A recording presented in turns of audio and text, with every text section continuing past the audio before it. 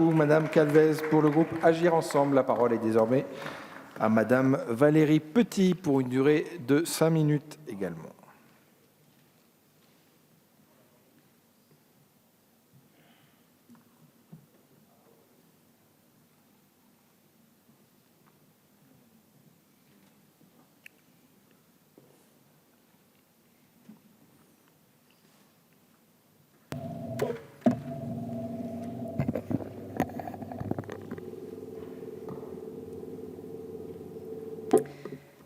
Monsieur le Président, Madame la Ministre, mes chers collègues, nous sommes tous ici préoccupés de l'avenir de notre jeunesse et c'est là la première vertu de votre proposition, chers collègues, nous donner à tous l'occasion de rappeler aujourd'hui cela avec force.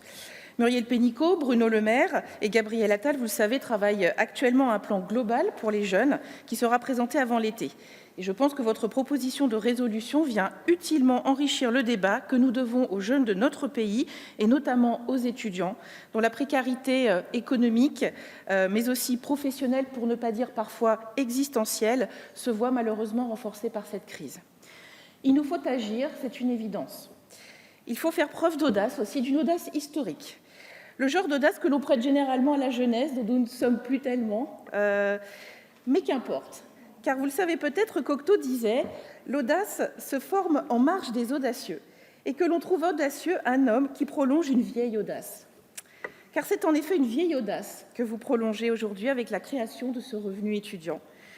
Une audace portée en 1947 par le député Henri Wallon, comme vous le rappelez justement et avec une certaine nostalgie dans cette proposition de résolution. Laissez-moi vous dire d'abord, chers collègues, que je partage avec vous deux convictions. Comme vous, je suis convaincue que c'est maintenant qu'il nous faut agir, que face à l'enjeu historique de reconstruction nationale qui est le nôtre aujourd'hui, et comme en 1945, il nous faut faire preuve d'une audace historique en matière de solidarité nationale et de lutte contre la pauvreté, notamment pour notre jeunesse et notre jeunesse étudiante.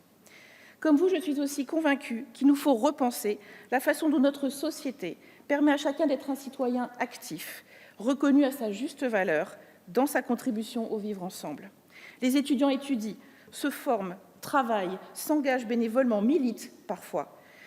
Une vie étudiante, quand elle est rendue possible par un minimum de moyens matériels, est une vie pleine, riche d'activités multiples, qui toutes sont créatrices de valeurs économiques, humaines, écologiques et citoyennes.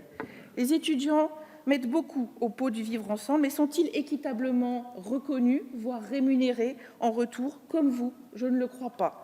Et cela nous questionne, au-delà des étudiants, sur la prise en compte aussi de l'engagement actif de chacun d'entre nous dans la société. Pour autant, chers collègues, l'instauration d'un revenu étudiant est-elle la solution? Je ne le crois pas non plus. Pour justifier ce non, je ne vais pas, en bon élève de la majorité, mobiliser l'argument budgétaire et vous dire que l'ISF ou augmenter les contributions patronales ne sont pas une solution satisfaisante ou suffisante.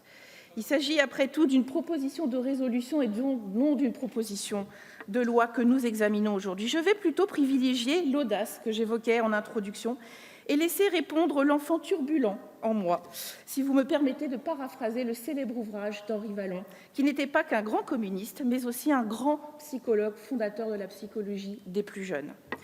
Je ne crois pas au revenu étudiant, voyez-vous, parce que je ne crois pas à la trompeuse facilité des catégories de personnes. Je leur préfère la complexité des individus.